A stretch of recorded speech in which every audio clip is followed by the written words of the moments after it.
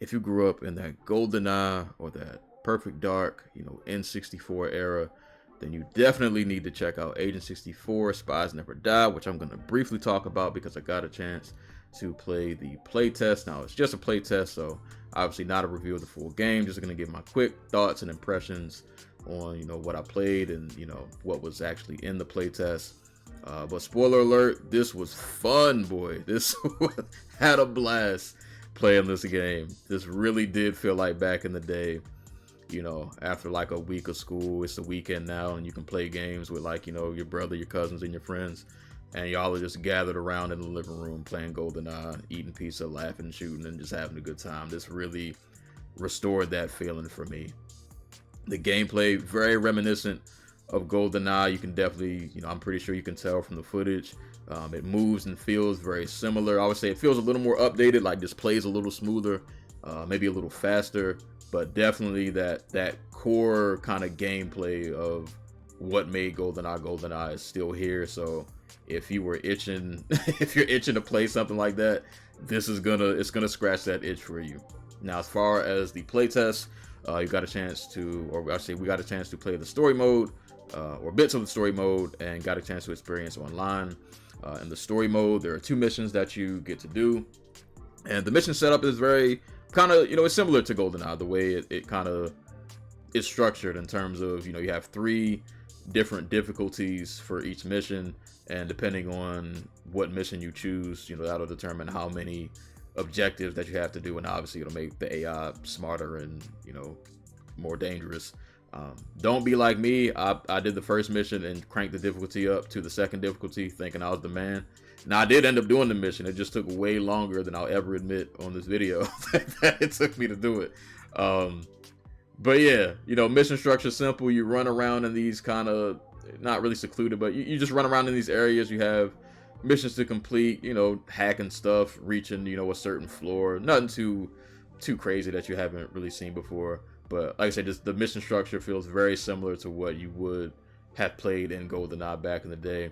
You'll get to experience in the story mode a few different weapons. You got the silencer pistol, got a little submachine gun, and there's like another rifle that you get called a Raptor in the second stage. But the missions aren't anything too crazy, but they definitely give you a good feel for the game. There are 2 missions in the playtest. I think in the real game there are going to be 14 missions. But the stages are dope. They definitely give you a feel for the game. So if you do play the playtest, if the playtest is even still up by the time you see this video, but yeah, definitely the missions were dope. But the online, because it's GoldenEye and multiplayer, or this is not GoldenEye, but influenced by GoldenEye, so you gotta have a good multiplayer. And I'm happy to say that the multiplayer for this definitely delivered. I think what I enjoyed the most is that there's so much customization in terms of what you can do and the way you can tailor the matches. You can change from, obviously there are different modes. So they have like a deathmatch mode. They have a briefcase mode and a mode called zone where you just have to capture zones. But even more than that, you can tweak things up to the level of the bots that you play with. And high level bots are actually brutal. It's not a game out here. You will get clapped up by one of these bots if you crank that difficulty up. Don't ask me how I know. But you can change the level of the bots. You can change the loadout that you start out with. The weapons that you have during the match. Shout out to my homie Money Man Malik. I got a chance to play with him on the playtest. We did a rocket launchers only match, which was like, why did we do that? But it was so much fun.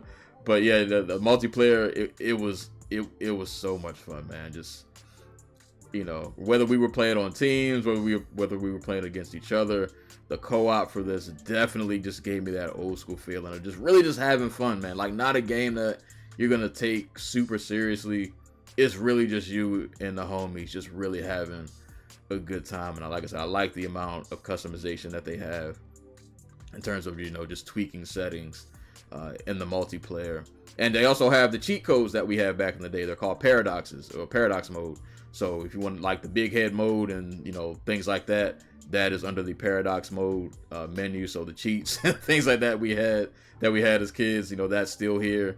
So like I said, this game really does capture that that old school feeling that I know and love, and I don't know, it felt really good to just play something that was just fun. Like this reminded me of why, you know, gaming is why it was such a thing and why it was so important back in the day, because it was just fun.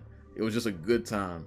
Not always meant to be taken seriously. Not always like, oh, I'm, you know, trying to play a game to be sweaty. Like, nah, bro, we just about to have fun. Let's just play, just do a rocket launcher only fight and just have fun.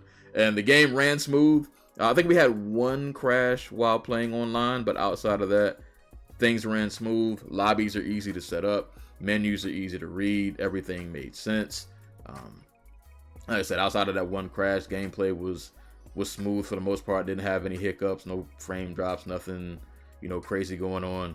So yeah, this delivered, man. Agent 64, Spies Never Die.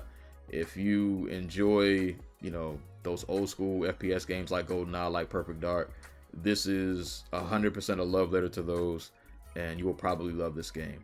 Now I'm gonna leave a clip at the end of this so that you can kind of really get a feel for the game. You know, just a clip so you can really, you know, hear the soundtrack, hear the gunshots, just really kind of get immersed in what this game is. But if you want to see the full playthrough of the 2 story missions that they let you do on the playtest, I'm gonna leave a link to my other YouTube channel that I do not promote a lot called After 99 Gaming, which is strictly a gameplay channel, no commentary at all.